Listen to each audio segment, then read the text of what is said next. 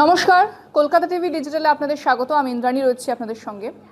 আমরা জানি যে 1 জুন ডিএ নিয়ে যে বৈঠক হতে চলেছে সেটা অত্যন্ত গুরুত্বপূর্ণ, কারণ যারা সরকারি কর্মচারীরা তারা এই বৈঠকের দিকে তাকিয়ে রয়েছেন যে এই বৈঠক থেকে কোনো সমাধান সূত্র আদৌ বেরোয় কিনা।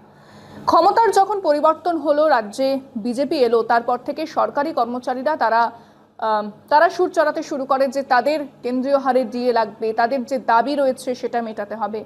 তারপরেই মুখ্যমন্ত্রী শুভেন্দু অধিকারী তিনি বলেন যে এটা একটা বৈঠক হবে এবং সেই বৈঠক থেকে কোনো সমাধান সূত্র খোঁজা হবে। 30শে মে এই বৈঠক হওয়ার কথা ছিল, কিন্তু তারপরে সেই বৈঠক পিছিয়ে 1 জুন করে দেওয়া হয়।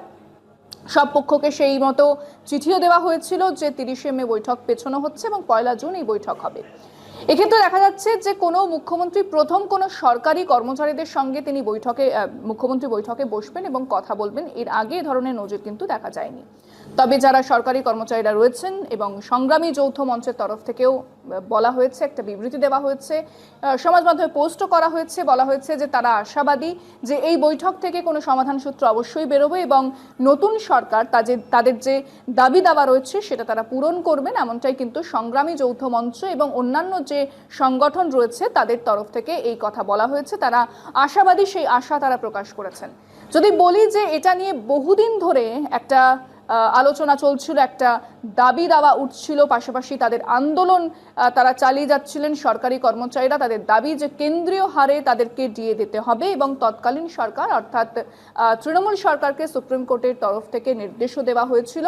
ইতিমধ্যেই 7ম পে কমিশন লাগু করা হয়েছে, তাই এবার কর্মচারীদের মধ্যে, সরকারি কর্মচারীদের মধ্যে একটা উৎসাহ জেগেছে যে তাহলে কবে ডিএ লাগু করা হবে। তারা উৎকণ্ঠায় রয়েছেন যে ডিএ তারা কবে পাচ্ছেন, এই সমস্ত প্রশ্ন কিন্তু ইতিমধ্যে উঠতে শুরু হয়েছে। যদিও বকেয়া ডিএর বোঝা কিন্তু অনেকটাই, কারণ 2008 থেকে 2019 সালের মধ্যবর্তী সময়ে এই ডিএ অনেকটাই, বকেয়া ডিএ অনেকটাই জমে গিয়েছে এবং সেই ডিএ তৎকালীন সরকার অর্থাৎ তৃণমূল সরকারকে সুপ্রিম কোর্ট নির্দেশ দিয়েছিল যে মেটানোর জন্য। সেক্ষেত্রে সামান্য কিছু ডিএ মেটানোর কথা তৃণমূল সরকারের তরফ থেকে বলা হয়েছিল, কিন্তু সেই আশ্বাসে খুশি হননি সরকারি কর্মচারীরা। তাদের যে দাবি যে কেন্দ্রীয় হারে তাদেরকে ডিএ দিতে হবে, সেই দাবি আন্দোলন তারা জারি রাখে এবং নতুন সরকারের তারা দ্বারস্থ হয় এবং নতুন সরকারের সঙ্গে আগামী 1 জুন বৈঠক রয়েছে এবং সেই বৈঠক থেকে কি সিদ্ধান্ত নেয় সেটাই দেখার। কারণ কেন্দ্রীয় হারে যারা ডিএ পান সরকারি কর্মচারীরা সেটা 60% এবং রাজ্যে সরকারি কর্মচারীরা ডিএ পান সেটা হচ্ছে 18%, মধ্যের ফারাকটা 42%। এই 42%-এর